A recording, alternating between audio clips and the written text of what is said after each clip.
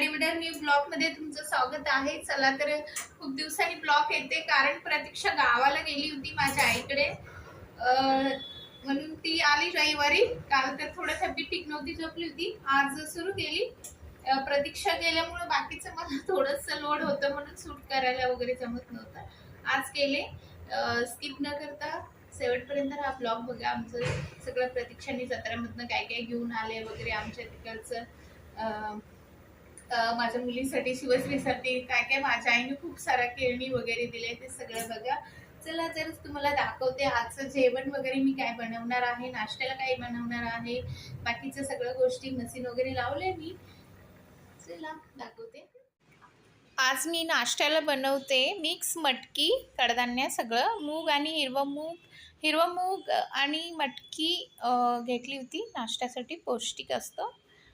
त्यानंतर मी आज बनवते भाजीसाठी वांग, गावरान वांग आणलं होतं आम्ही, खूप काटेदार मस्त वांग होती, छान असं।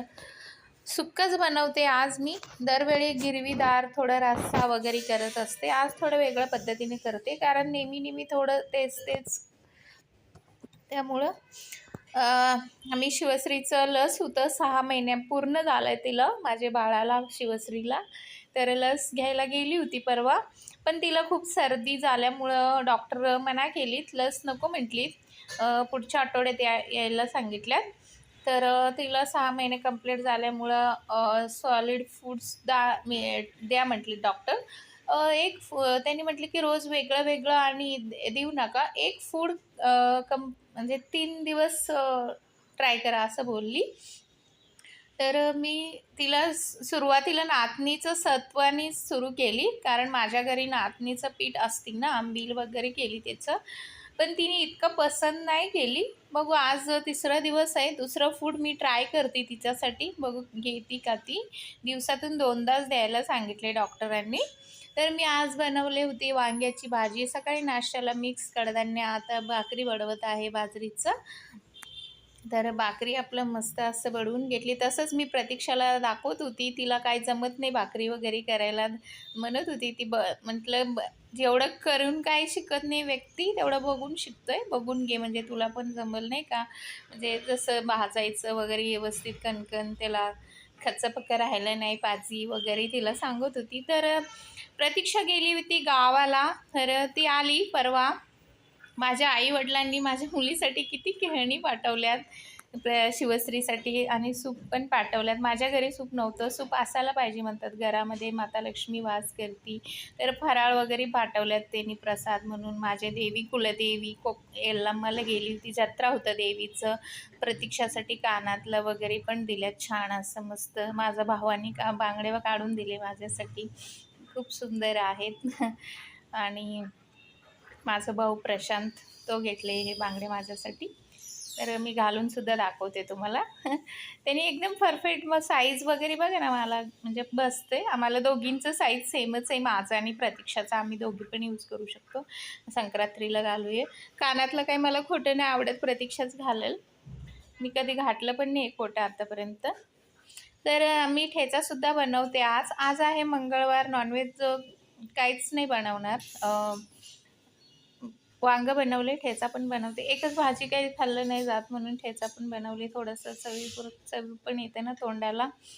आमच्या म्हणजे कर्नाटक पद्धतीनंच बनवले, बघू शकता मस्त। ठेचा बनवण्यासाठी आंघोळ घालून तिला मस्त असं पॅक करून सगळं झोपवलेलं आहे। काल प्रतीक्षा गावाकडून आल्यानंतर ढीगभर तिचं कपडे होतं, ते सगळं कपडे वगैरे धुवून घेतली, ते सुकले, काढलं, आता घडी करायचं बाकी आहे। तर इकडं शिवश्रीसाठी गरम पाणी सुद्धा केले, तिला दुधासाठी लागतात। झाडू पोछा तर आमचं सकाळी उठल्याच होतं।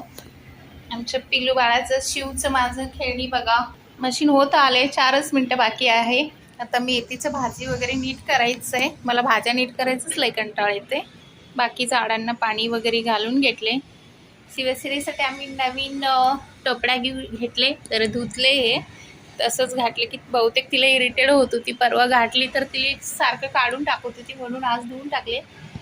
खूप सुंदर हिरवळ झाडं छान, आज पाणी घातलं, 2 दिवस पाणी वगैरे काहीच नव्हतं झाडाला। सगळं काम आवरून झालं, स्वयंपाक झालं, सगळं बाकीचं टोटली काम आवरलेलं आहे। शिवश्रीला आंघोळ घालून झोपवलेलं आहे।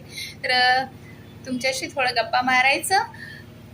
4-5 दिवस व्हिडिओ आला नाही कारण प्रतीक्षा गावी गेली, ती सूट करत नव्हती.